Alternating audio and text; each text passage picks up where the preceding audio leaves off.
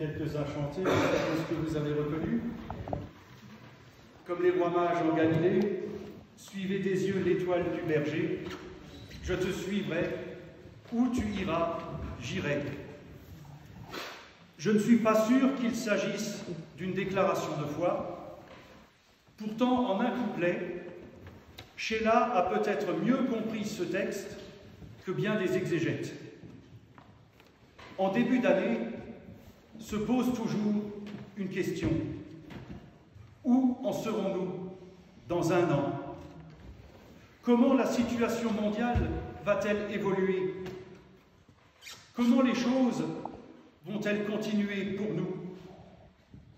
Et vous en conviendrez, nous avons l'impression en ce début d'année, et peut-être plus que jamais, d'ouvrir une porte sur l'inconnu. Et nous le savons, l'inconnu fait peur. Où tu iras, j'irai, nous dit la chanson. Vous reconnaîtrez que ce savoir accompagner dans l'inconnu, ça rassure. Ça rend les choses moins difficiles de partager son fardeau avec quelqu'un qui vit la même chose que nous. Où tu iras, j'irai. Nous venons de fêter Noël, même si ça paraît déjà loin. Et Noël, c'est quoi? Peut-être les rois mages eux-mêmes nous donnent-ils la réponse. C'est cette mise en route pour une aventure de vie. Accepter de s'ouvrir à l'inconnu. Ne pas accepter les choses telles qu'elles sont, ou chercher un état de conscience supérieur qui consiste souvent à se mettre la tête dans le sable.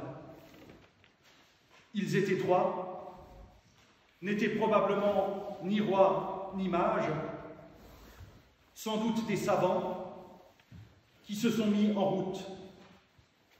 Une route qui, de voyage d'études, est devenue quête de sens et chemin de vie. Route au bout de laquelle ils se sont retrouvés face à Dieu, visibles dans l'enfant de la crèche, et comme toute personne ouverte à la parole de Dieu, ils ont pu recevoir cette parole qui est le sens même de la naissance de Jésus. Où tu iras, j'irai. Une parole que Dieu pose lui-même sur chacune de nos vies en ce début d'année, pour nous indiquer qu'au-delà des questions, des doutes, voire des angoisses, il y a l'espérance.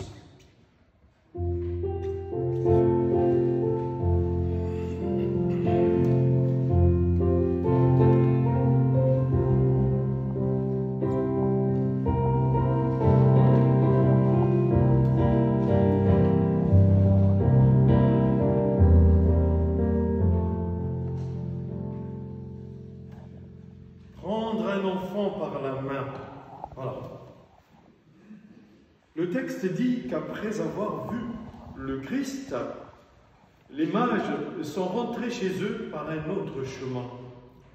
Ces savants, partis satisfaire leur curiosité, ont fait une rencontre qui a changé leur vie. Ils sont sortis de leurs traditions, de leurs étiquettes, de leurs habitudes, de leur quotidien. Ils ont pris un autre chemin qui renverse les valeurs, les pouvoirs, les autorités. Le pouvoir de Dieu ne se manifeste pas dans la force, la violence ou la coercition, mais dans sa capacité à nous faire changer ce chemin.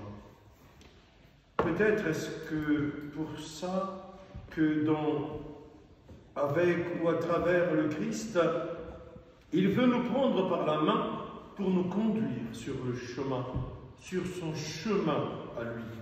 Il veut nous faire découvrir son chemin.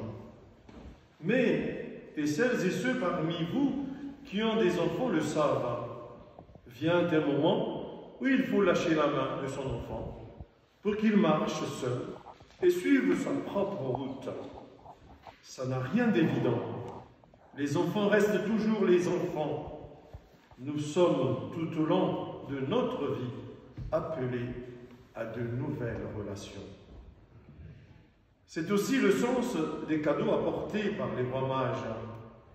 Une blague dit qu'on voit bien que les rois mages étaient des hommes parce que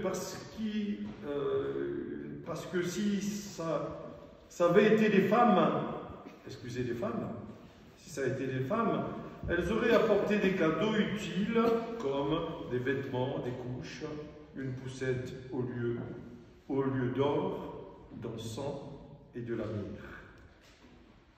Qu'est-ce que vous voulez apporter à cet enfant, à un enfant? Mais comme le nouveau chemin qui s'ouvre à nos braves rois des mages, les rois mages, ces trois cadeaux veulent nous ouvrir à la nouveauté, à ce qui fait sens dans notre existence, en particulier la nouveauté de Dieu.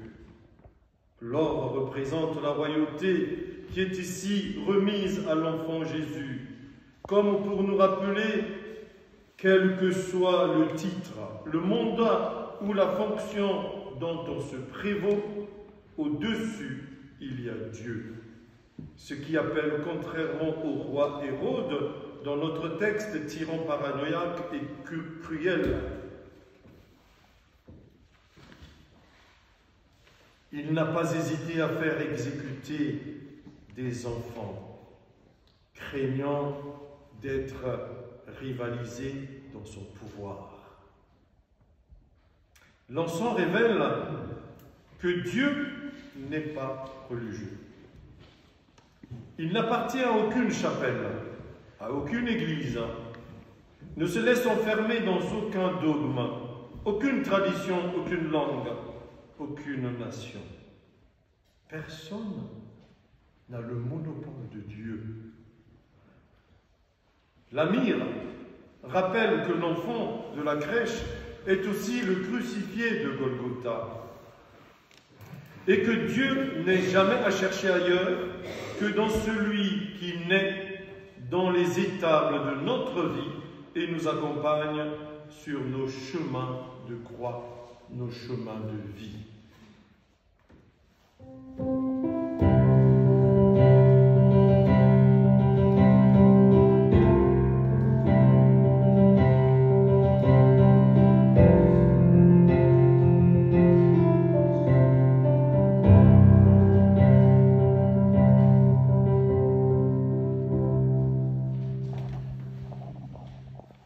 Et maintenant, qu'allons-nous faire? Que sera notre vie?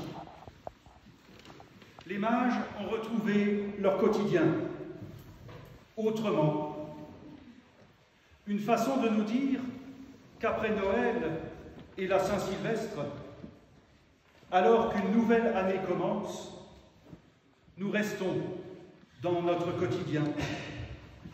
Mais avec la rencontre du Christ, nous pouvons y revenir par un autre chemin. Regardez ce quotidien avec un autre œil et prendre le temps de l'action de grâce et de l'espérance en nous souvenant où tu iras, j'irai, fidèle comme une ombre, jusqu'à destination. En ce début d'année, vous le savez, nous nous souhaitons tous, selon l'expression consacrée, « A gute Rutsch ins neue Jahr ». Mais saviez-vous que cette expression n'est pas alsacienne, ni même allemande? Elle vient de l'hébreu. Rutsch est la déformation de l'hébreu rosh, qui signifie la tête, ou le commencement. Un bon début, donc. Cette expression, passée de l'hébreu à l'alsacien par l'intermédiaire du yiddish, renvoie à la tête, à celui qui est notre tête. Pour nous, Jésus-Christ, un Jésus adoré par des étrangers, par des sans-grades, des juifs et des païens, des riches et des pauvres, des purs et des impurs. Un peuple ô combien chamarré, mais qui avait en commun cette volonté et cette capacité de rentrer par un autre chemin, de sortir de tout ce qui empêche de vivre, avec celui qui nous dit « encore et toujours, où tu iras, j'irai, fidèle comme une ombre, jusqu'à destination. » Vous connaissez peut-être cette tradition où le jour de l'Épiphanie, dans les villages, les enfants allaient chanter de maison à maison, recevant des friandises, des bonbons. À chaque fois qu'ils recevaient quelque chose, les enfants écrivaient sur le linteau de la porte CMB, qui veut dire Christus mentionem benedicat. Que le Christ bénisse cette maison. C'est d'ailleurs à partir de ces trois lettres que la tradition a formé le nom des rois mages. Caspar pour le C, Melchior pour le M et Balthazar pour le B. C'est ce que nous pouvons nous souhaiter pour cette année nouvelle et qui commence, liturgiquement parlant, par cette fête de l'Épiphanie, cette fête de la manifestation de Dieu qui s'actualise chaque fois que nous l'invoquons ou que nous nous tournons vers lui. Qu'en cette nouvelle année, le Christ puisse entrer dans nos maisons par la porte, par les fenêtres, pourquoi pas par la cheminée, et que sais-je encore, et bénir nos maisons. Quand on parle de maison, on parle aussi des familles qui partagent ce même local, ce même lieu. Que le Seigneur puisse nous apporter sa lumière et sa bénédiction, nous permettant d'aller plus loin et plus haut. À toutes et à tous, Mathias et moi, nous vous souhaitons une année 2025 bénie. Amen.